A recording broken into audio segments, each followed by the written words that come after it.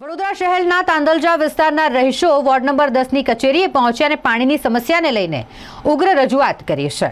Smart સિટીની હરોળમાં સૌથી અગ્રેસર ગણાતું વડોદરા મહાનગરપાલિકા જેના અનેક વિસ્તારોમાં પાણીની સમસ્યા હજુ પણ જોવા મળ્યા છે। ક્યાંક ગંદા પાણીની સમસ્યા છે તો ક્યાંક પૂરતા પ્રેશરથી પાણી નથી આવતું તો વળી ક્યાંક પાણી જ નથી આવતું। આ તમામ સમસ્યાથી વડોદરા શહેરના લોકો ઝઝૂમી રહ્યા છે। તેવામાં તાંદલજા વિસ્તારની વાત કરીએ તો તાંદલજા વિસ્તારમાં આવેલ ચોતરા વિસ્તાર, માળી મહોલ્લો અને ગરાસિયાવાડ આ વિસ્તારોમાં પાણીની સમસ્યા છે। પાણી નથી આવતું અને જેના કારણે લોકો ત્રસ્ત બન્યા છે। ઉનાળાની શરૂઆત થઈ ગઈ છે, તેવામાં પાણી ન મળતા રહીશોમાં રોષ જોવા મળી રહ્યો છે। ત્યારે અશફાક મલિકની આગેવાનીમાં વિસ્તારના રહીશો પહોંચી ગયા વોર્ડ નંબર 10ની કચેરી ખાતે અને જ્યાં પાણીની સમસ્યાને લઈને રજૂઆત કરવામાં આવી।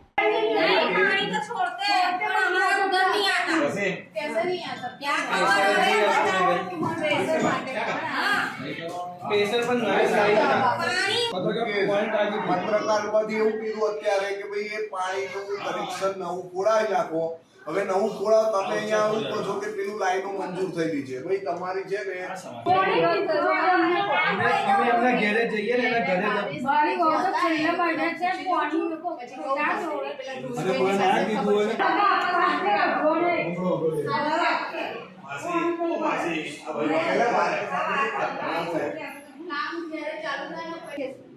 ઓકે મારે ફક્ત લાઈન નાખવાની ને લાઈન કઈ નાખવાની, કઈ લાઈન નાખવાની તમારે? એટલે 100, 200 ની જે પ્રમાણે ખાઈમાં લીધી હોય એ પ્રમાણે તમારે ત્યાં જે હશે 4 ની હશે 6 ની હશે એ પાણી આપણે નાખવાની।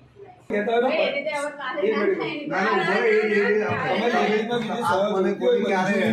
ના ગામની મંજૂરી સહેજ આવી એક મિનિટ મોટરો વિના પાણી નથી ચડતું।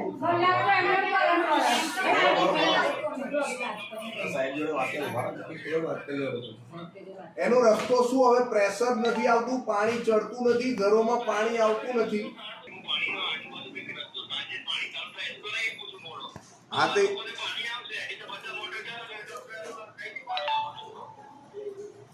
પાણી ચડતું જ નથી। હવે પેલી જે નવી લાઈનો તમે મંજૂર કરેલી 2022 વાળી એ લાઈનો કઈ રીતે નાખશો ને કેવી રીતે કરશો તમે લોકો? પ્રેશરનો એનો અંદર પ્રશ્ન કઈ રીતે સોલ્વ થશે? મને તમે છે ને તમે અને આશાબેન ભેગા મળીને આવો એવું હોય તો, ને આપણે એ લોકો જોડે બધા જોડે મીટિંગ કરી લઈએ ને। લીંબડીવાળા ફરિયામની ગરાસિયાવાડ પાણી જ નહીં આવતું। મારી વહુ હોય બેજી હતી પડે તો અને કોણ કરે?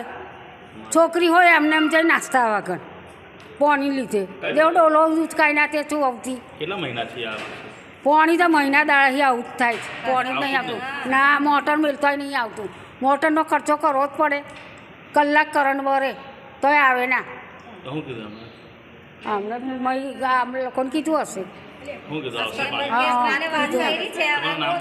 શારદાબેન તાંદલજા ગામ લીમડીવાળું ફળ્યું જે પાણીની સમસ્યા છે તો ગળાસિયાવાડની અંદર બિલકુલ પાણી આવતું નથી અને આવે છે તો કહે છે કે 10 થી 1 કલાક પાણી છોડે છે, ત્યાં 15 થી 20 મિનિટ જ પાણી આવે છે। મેં એટલા માટે કીધું કે લાઈવ આવીને જોવે આશાબેન અને બીજા અમારા પાણી પુરવઠાના માણસ તો ખબર પડે ને। પાણીને અને ગટરની સમસ્યા વારંવાર આપણા ન્યૂઝના માધ્યમથી અમે લગભગ 5 વર્ષથી આ એક કન્ટિન્યુઅસ એક જ મસલા માટે કોર્ટ કચેરીના ધક્કા, વોર્ડ નંબરના ધક્કા, કઈ બાકી છે તો અમે ત્યાં સુધી જઈ આવીએ। હવે તો મેડમ હવે જાગો અને આ તાંદલજા વિસ્તારનું કંઈ કામ કરો।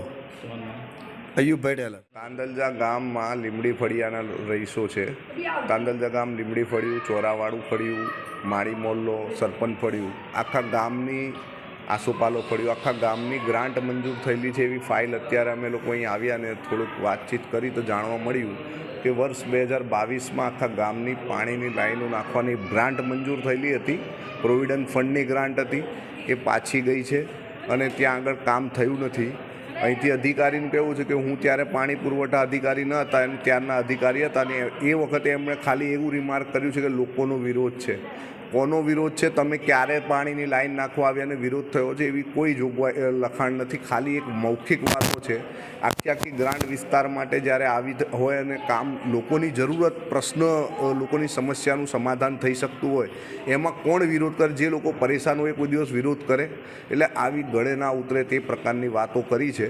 પણ અત્યારે ફરીથી એમની પાસેથી અમે કમિટમેન્ટ લીધી છે કે 3 થી 5 મહિનામાં એ ગ્રાન્ટને ફરીથી રીમંજૂર કરાવીશું, ફરીથી મંજૂર કરાવીને નવેસરથી પ્રક્રિયા કરવા માટેની રજૂઆત થઈ છે અને 3 થી 5 મહિનાની અંદર આ પ્રક્રિયા પૂર્ણ કરવામાં આવશે એવી એમણે બાંયધરી આપી.